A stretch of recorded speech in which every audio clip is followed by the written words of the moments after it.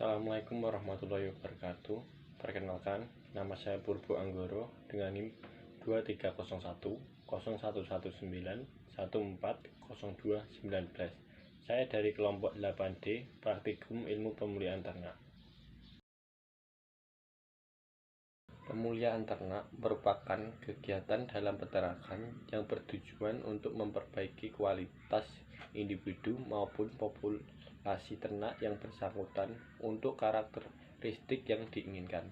Sedangkan ilmu pemulihan ternak adalah salah satu ilmu yang mempelajari cara peningkatan produktivitas dan sekaligus populasi ternak melalui perbaikan mutu dan genetik ternak.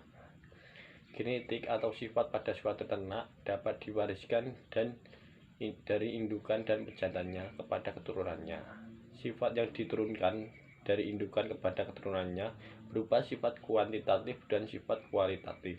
Untuk sifat kuantitatif adalah sifat pada suatu individu berupa sifat yang tidak tampak dari luar dan tidak dapat diamati oleh mata telanjang, akan tetapi dapat diukur dan ditimbang dan sangat berhubungan dengan produktivitas ternak tersebut. Contohnya adalah bobot badan. Pemulihan ternak atau tingkat perbaikan sifat pada individu ataupun dalam populasi ternak dapat diukur dengan beberapa metode yang digunakan dalam suatu peningkatan kualitas ternak. Metode-metode tersebut contohnya adalah berhitungan dengan heritabilitas, korelasi genetik, dan repeatabilitas. Berikut penjelasan dari metode tersebut.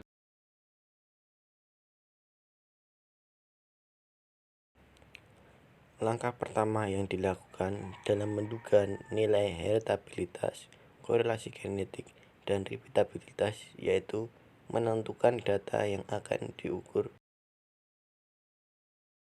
Penghitungan yang pertama adalah pendugaan nilai heritabilitas pada bobot layu dan bobot sapi kambing peranakan etawa. Untuk rumus yang pertama yaitu FK, faktor koreksi. Rumus yang kedua adalah JKS, jumlah kuadrat antar pejantan.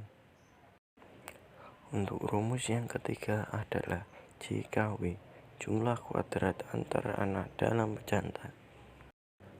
Rumus yang keempat adalah DBS, derajat bebas antar pejantan. Rumus yang kelima adalah DBW, derajat bebas antar anak dalam pejantan. Rumus yang keenam adalah KTS, kuadrat tengah antar pejantan. Rumus yang ketujuh adalah KTW, kuadrat tengah antar anak dalam pejantan. Rumus yang ke-8 adalah KTHW, kuadrat tengah harapan antar anak dalam pejantan. Rumus yang ke-6 adalah KTS, kuadrat tengah antar pejantan. Rumus yang ke-10 adalah heritabilitas atau H kuadrat. Dan yang ke-11 adalah daftar sidik ragam dari hasil perhitungan. Heritabilitas merupakan parameter perbandingan antara ragam genetik total dengan ragam fenotip. Dalam nilai heritabilitas, rentan yang sesuai atau normal adalah antara 0 sampai 1. Apabila nilai heritabilitas didapat lebih dari 1 atau kurang dari 1, hal ini mungkin dapat disebabkan oleh pengambilan data yang kita lakukan tidak sesuai atau kurang validnya data yang kita pakai. Selain itu dapat juga disebabkan oleh metode yang kita gunakan.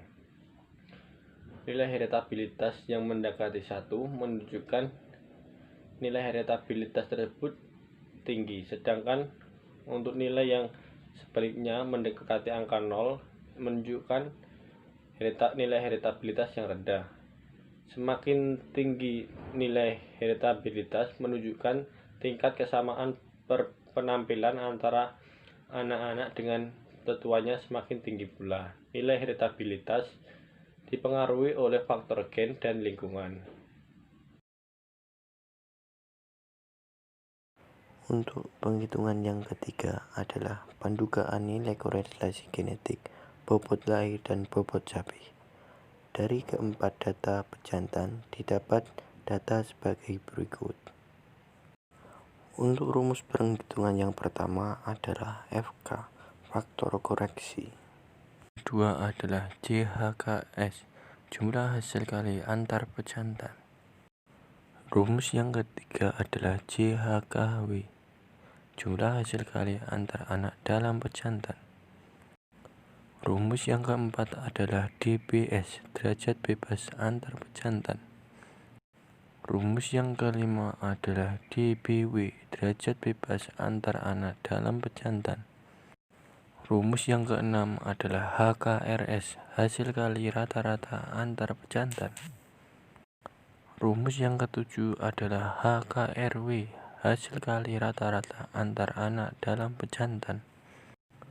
Rumus yang kedelapan adalah HKRHW, hasil kali rata-rata harapan antar anak dalam pejantan.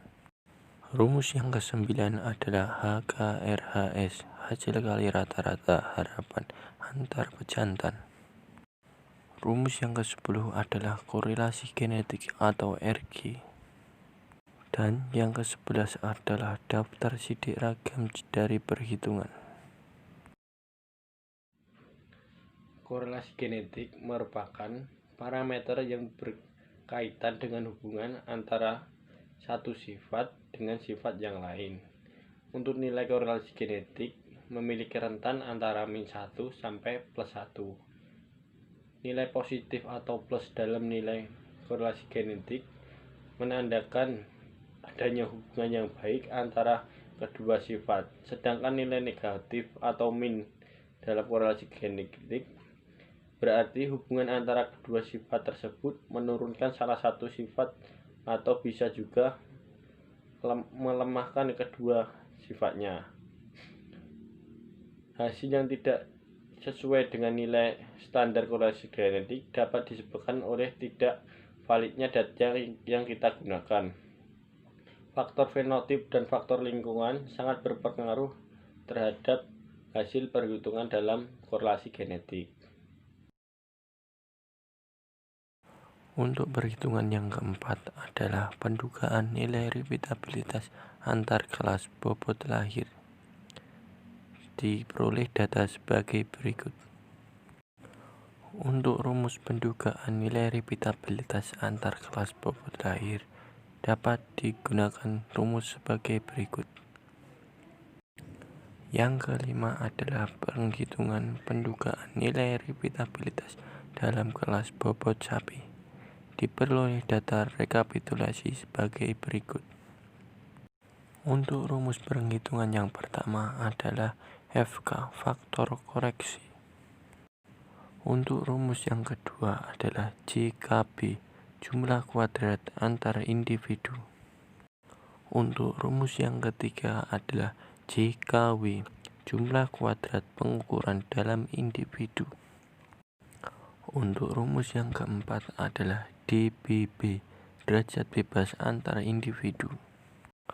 Untuk rumus yang kelima adalah DBW, derajat bebas pengukuran dalam individu. Untuk rumus yang keenam adalah KTB, kuadrat tengah antar individu. Untuk rumus yang ketujuh adalah KTW, kuadrat tengah pengukuran dalam individu. Untuk rumus yang kedelapan adalah KTHW, kuadrat tengah harapan pengukuran dalam individu. Untuk rumus yang ke-9 adalah KTHB, kuadrat tengah harapan antar individu. Untuk rumus yang ke-10 adalah repeatabilitas atau R. Untuk yang ke-11 adalah daftar sidik ragam dari penghitungan. Repeatabilitas adalah parameter yang digunakan untuk mengukur hubungan antara produksi pertama dengan produksi selanjutnya.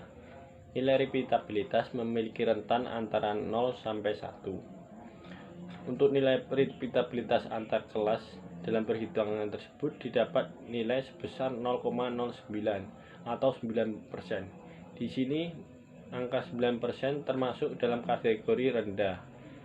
Sedangkan dalam perhitungan nilai repeatabilitas dalam kelas didapat nilai 0,28 yaitu sama dengan 28%. 28% di sini masuk dalam kategori sedang.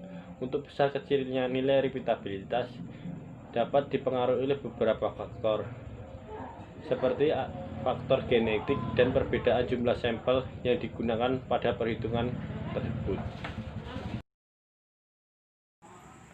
Setelah dilakukan perhitungan nilai heritabilitas, korelasi genetik dan repeatabilitas, didapat kesimpulan bahwa nilai heritabilitas bobot lahir kambing PE sebesar 0,512 yang termasuk dalam kategori tinggi, dan nilai heritabilitas bobot sapi sebesar min 0,307. Nilai tersebut tidak sesuai dengan rentang pada heritabilitas yang berkisar 0 sampai 1. Nilai korelasi genetik antara bobot lahir dan bobot sapi kambing PE didapat positif sebesar 1,1. Akan tetapi nilai ini melebihi rentang pada korelasi genetik, yaitu sebesar min 1 sampai plus 1. Nilai repeatabilitas antar kelas bobot lahir mendapatkan hasil sebesar 0,096.